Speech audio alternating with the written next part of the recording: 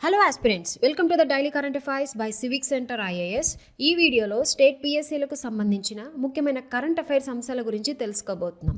ఇక్కడ కనిపించే ఆర్టికల్స్ గురించి ఇవాల్టి వీడియోలో తెలుసుకోబోతున్నాం.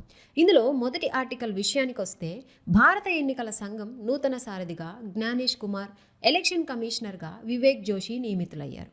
ఈ మేరకు సోమవారం రాత్రి 2 గెజిట్ నోటిఫికేషన్లు వేర్వేరుగా విడుదలవడం జరిగింది. ఇప్పుడు ఎన్నికల కమిషనర్ గురించి తెలుసుకుందాం.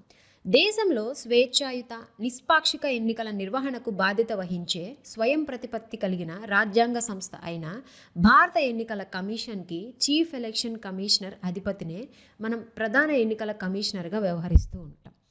అయితే ఈ ఎన్నికల కమిషనర్ల నియామకం విషయానికి వస్తే, భారత ఎన్నికల సంఘం 1950 సంవత్సరం జనవరి 25న ఏర్పాటైనటువంటి శాశ్వత రాజ్యాంగ సంస్థ. ఇది భారతదేశంలో ఎన్నికల నిర్వహణపై కమిషన్కు అధికారం ఇచ్చే రాజ్యాంగంలోని ఆర్టికల్ 324 ప్రకారం ఈసీఐ ఏర్పాటు కావడం జరిగింది. అయితే ఈ ఈసీఐ యొక్క కాంపోజిషన్ అంటే కూర్పును కనుక చూసుకున్నట్లయితే, మొదట్లో మనకి కమిషన్కు చీఫ్ ఎలక్షన్ కమిషనర్ మాత్రమే ఉండేవాళ్ళు. ప్రస్తుతం ఎలక్షన్ కమిషన్ ఆఫ్ ఇండియాలో భాగంగా ప్రధాన ఎన్నికల కమిషనర్, అదేవిధంగా 2 ఎన్నికల కమిషనర్లు అనేటువంటి వాళ్ళు ఇందులో భాగంగా ఉన్నారు. దీని తర్వాత వీరి యొక్క నియామక ప్రక్రియ కనుక చూసుకున్నట్లయితే, ప్రధాన ఎన్నికల కమిషనర్ ఇతర ఎన్నికల కమిషనర్ల చట్టం 2023 ప్రకారం ప్రస్తుత నియామకాల ప్రక్రియను వివరించడం జరుగుతుంది. ఒక సెలక్షన్ కమిటీ సిఫార్సుల ఆధారంగా రాష్ట్రపతి సిఈసి మరియు ఈసీలను నియమిస్తారు. ఈ నియామక కమిటీ భాగంలో ప్రధానమంత్రి, ఒక కేంద్ర కేబినెట్ మంత్రి మరియు లోక్సభలో ప్రతిపక్ష నాయకుడు లేదా అతిపెద్ద ప్రతిపక్ష పార్టీ నాయకుడు ఇందులో భాగంగా ఉంటారు. దీంతోపాటు న్యాయశాఖ మంత్రి నేతృత్వంలోని సర్చ్ కమిటీ సెలక్షన్ కమిటీకి పేర్ల ప్యానెల్ను ప్రతిపాదిస్తుంది. దీనివల్ల ఇది ఒక సమగ్రమైన, కఠినమైన ఎంపిక ప్రక్రియను నిర్ధారిస్తూ ఉంటుంది. ఇకపోతే రెండవ ఆర్టికల్ విషయానికి వస్తే, కరువు మండలాల్లో ఉపాధి పని దినాలు 150 రోజులకు పెంచుతూ ప్రభుత్వం కీలక నిర్ణయం తీసుకుంది. ఇప్పటికే 100 పని దినాలు వినియోగించుకున్న కుటుంబాలు మార్చి నెలాఖరులోగా మిగతా 50 ఉపయోగించుకోవచ్చు. తక్షణమే అదనపు పని దినాలు అమల్లోకి వస్తాయని రాష్ట్ర పంచాయతీరాజ్ గ్రామీణాభివృద్ధి శాఖ కలెక్టర్లకు సోమవారం పంపిన ఉత్తర్వుల్లో పేర్కొనడం జరిగింది. ఇప్పుడు మహాత్మా గాంధీ జాతీయ గ్రామీణ ఉపాధి హామీ పథకం గురించి తెలుసుకుందాం. దీనిని గ్రామీణాభివృద్ధి మంత్రిత్వ శాఖ 2005 సంవత్సరంలో ప్రారంభించడం జరిగింది. ఇది ప్రపంచంలోనే అతిపెద్ద పని హామీ కార్యక్రమాల్లో ఇది ఒకటి. ఇందులో పబ్లిక్ వర్క్ సంబంధిత నైపుణ్యం లేని మాన్యువల్ వర్క్ చేయడానికి ఇష్టపడే ఏదైనా గ్రామీణ కుటుంబంలోని వయోజన సభ్యులకు ప్రతి ఆర్థిక సంవత్సరంలో 100 రోజుల ఉపాధి హామీ ఇవ్వటం ఈ పథకం యొక్క ప్రాథమిక లక్ష్యం. దీనిని పంచాయతీరాజ్ సంస్థలు అమలు చేస్తూ ఉంటాయి. అయితే ఎంజీఎన్ఆర్ఈజీఏ కింద పని దినాలు ఒక ఆర్థిక సంవత్సరంలో ఈ పథకం కింద నమోదైనటువంటి వ్యక్తి యొక్క మొత్తం పని దినాలుగా నిర్వచించబడతాయి. దీని యొక్క లక్ష్యం ఏంటంటే, వేతన ఉపాధి అవకాశాలను సృష్టించడం ద్వారా గ్రామీణ పేదల జీవనోపాధి భద్రతను పెంపొందిస్తూ ఉత్పాదక ఉపాధిని పెంచడానికి, అదేవిధంగా కుటుంబ ఆదాయాన్ని పెంచడానికి, ఆర్థిక శ్రేయస్సును కొనసాగించడానికి గ్రామీణ ఆస్తి స్థావరాన్ని అభివృద్ధి చేయటమే లక్ష్యంగా ఈ పథకం ఏర్పాటు కావడం జరిగింది. దీంతోపాటు ఈ చట్టం అనేది గ్రామీణ కుటుంబాల్లోని వయోజన సభ్యులకు ఉపాధి కోసం చట్టబద్ధమైనటువంటి హక్కును ఇస్తుంది. అంతేకాకుండా లబ్ధిదారుల్లో కనీసం 1/3 మంది మహిళలు అనేది ఈ పథకంలో భాగంగా ఉన్నారు. అయితే ఈ పథకం కింద వచ్చేటటువంటి నిరుద్యోగ భృతిని గనక చూసుకున్నట్లయితే, ఒకవేళ 15 రోజుల్లోగా పని కేటాయించకపోతే దరఖాస్తుదారుడు నిరుద్యోగ భృతి పొందడానికి అర్హులు. ఈ అలవెన్స్ మొదటి 30 రోజులు మరియు తర్వాతి కాలానికి కనీసంలో 1/4 వంతు అనేది అందుతుంది. దీంతోపాటు గ్రామ సభలు కనీసం 50% ప్రాజెక్టులను సిఫార్సు చేసి పర్యవేక్షిస్తూ ఉంటాయి. అంతేకాకుండా వేతనాలు, సామాగ్రి, పరిపాలన ఖర్చుల కోసం కేంద్ర రాష్ట్రాల మధ్య వ్యయ భాగస్వామ్యం అనేది ఈ పథకానికి అందుతూ ఉంటుంది. ఇకపోతే మూడవ ఆర్టికల్ విషయానికి వస్తే, మహారాష్ట్రలోని పూణేలో గులియన్ బారే సిండ్రోమ్ కేసులు అత్యధిక సంఖ్యలో నమోదు కావడానికి కలుషిత నీరు, ఆహారం కారణమని తేలడం జరిగింది. బ్యాక్టీరియా, వైరల్ ఇన్ఫెక్షన్ ప్రభావంతో ముఖ్యంగా రోగనిరోధక శక్తి బలహీనంగా ఉన్నటువంటి వ్యక్తులు ఈ వ్యాధి బారిన పడ్డారు. ఇప్పుడు గులైన్ బారే సిండ్రోమ్ గురించి తెలుసుకుందాం. ఇది అరుదైన స్వయం ప్రతిరక్షక నాడీ రుగ్మత. అంటే ఇక్కడ రోగ నిరోధక వ్యవస్థ పరదీయ నరాలపై దాడి చేస్తూ ఉంటుంది. దీనివల్ల కండరాల బలహీనత, సంభావ్య పక్షపాతానికి ఇది దారితీస్తూ ఉంటుంది. ఈ వ్యాధి అనేది దాదాపు 1,00,000 మంది జనాభా కనుక ఉంటే వారిలో 1 నుంచి 2కి ప్రభావితం అవుతూ ఉంటుంది. ముఖ్యంగా ఈ వ్యాధి ప్రభావం అనేది పెద్దల్లో, అదేవిధంగా మగవారిలో ఎక్కువగా కనిపిస్తూ ఉంటుంది. ఈ వ్యాధి సోకడానికి గల కారణం ఏంటంటే ముఖ్యంగా వైరల్ లేదా బ్యాక్టీరియల్ ఇన్ఫెక్షన్ల ద్వారా ఈ వ్యాధి అనేది వ్యాప్తి చెందుతూ ఉంటుంది. దీనికి సాధారణ ప్రమాద కారకం ఏంటంటే క్యాంపైలోబాక్టర్ జెజూని ఇన్ఫెక్షన్. ఇది సోకిన వారిలో వికారం, వాంతులు, విరోచనాలతో గ్యాస్ట్రోఎంటరిస్కు కారణమవుతూ ఉంటుంది. అయితే ఈ వ్యాధి వల్ల వచ్చేటటువంటి ఇతర ట్రిగ్గర్లు కనుక చూసుకున్నట్లయితే ఇందులో flu, cytomegalo virus, Epstein bar virus మరియు జికా వైరస్లు ఉంటాయి. దీని తర్వాత జీబీఎస్ అనేది శరీరాన్ని ఎలా ప్రభావితం చేస్తుందన్న విషయానికి వస్తే ఈ వ్యాధి అనేది రోగనిరోధక వ్యవస్థ మైలిన్ పొరపై దాడి చేస్తూ ఉంటుంది. ఇక్కడ మైలిన్ పొర అంటే మనకి ఏవైతే నాడీ కణాల చుట్టూ కొవ్వు పొర ఉంటుందో ముఖ్యంగా ఈ వ్యాధి అనేది దానిపైన ప్రభావితం చూపి నరాల యొక్క సిగ్నలింగ్ వ్యవస్థను బలహీనపరుస్తూ ఉంటుంది. దీంతోపాటు కండరాల కదలిక, ఉష్ణోగ్రత, స్పర్శ, నొప్పి అనుభూతులకు కారణమయ్యేటటువంటి పరదీయ నాడీ వ్యవస్థని ఇది ఎక్కువగా ప్రభావితం చేస్తూ ఉంటుంది.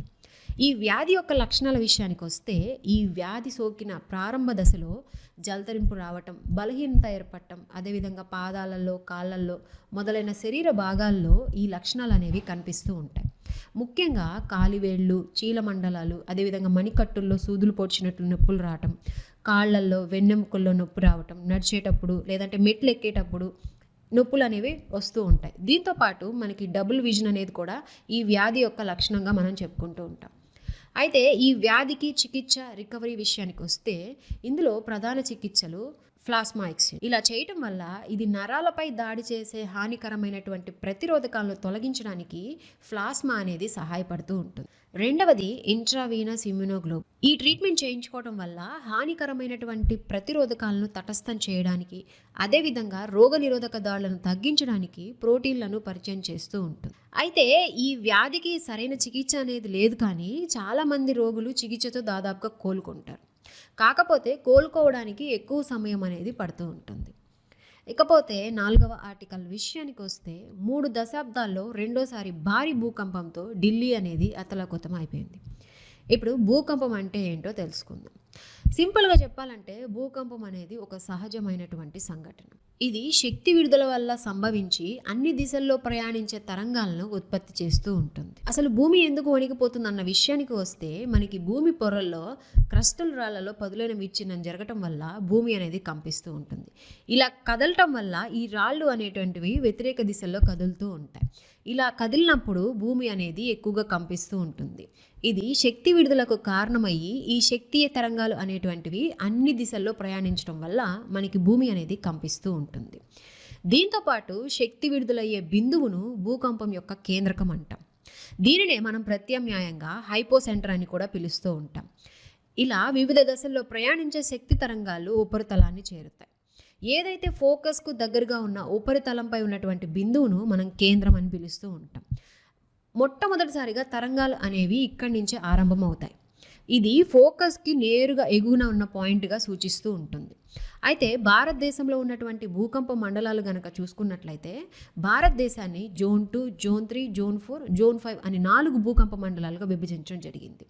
ఇందులో జోన్ 5 అనేది అత్యధిక భూకంప మండలాలు అనుభవిస్తుండగా జోన్ 2 అనేది అత్యల్ప భూకంప కార్యకలాపాలను కలిగి ఉంది. ఇకపోతే 5వ ఆర్టికల్ విషయానికి వస్తే మన స్టాక్ మార్కెట్లో లాభాల స్వీకరణ కోసమే విదేశీ సంస్థాగత మదుపర్లు అమ్మకాలకు దిగుతున్నారని కేంద్ర ఆర్థిక మంత్రి నిర్మలా సీతారామన్ తెలిపారు. భారత ఆర్థిక వ్యవస్థ మదుపర్లకు అత్యుత్తమ ఫలితాలు అందిస్తోందని, తమ పెట్టుబడులపై లాభాలు స్వీకరించే ధోరణిలో విదేశీ మదుపర్లు ప్రస్తుతం ఉన్నారని మంత్రి చెప్పడం జరిగింది. ఇప్పుడు విదేశీ సంస్థాగత ఇన్వెస్టర్ గురించి తెలుసుకుందాం. దీనినే ఫారెన్ ఇన్స్టిట్యూషనల్ ఇన్వెస్టర్ అని కూడా పిలుస్తాం. ఈ ఫారెన్ ఇన్స్టిట్యూషనల్ ఇన్వెస్టర్ అనేది రిజిస్టర్ చేయబడిన లేదా ప్రధాన కార్యాలయం ఉన్న దేశంలో కాకుండా వేరే దేశంలో పెట్టుబడి పెట్టే పెట్టుబడిదారు లేదా పెట్టుబడి నిధినే మనం ఫారెన్ ఇన్స్టిట్యూషనల్ ఇన్వెస్ట్గా పిలుస్తూ ఉంటాం. ఈ ఎఫ్ఐఐలలో పెన్షన్ ఫండ్స్, ఇన్వెస్ట్మెంట్ బ్యాంక్, అదేవిధంగా హెడ్జ్ ఫండ్స్, మ్యూచువల్ ఫండ్స్ అనేవి ఉంటాయి. దీంతోపాటు ఎఫ్ఐఐలు ప్రధానంగా stocks, government bonds, corporate bonds, డెరివేటివ్స్లో ఇన్వెస్ట్ చేస్తూ ఉంటారు.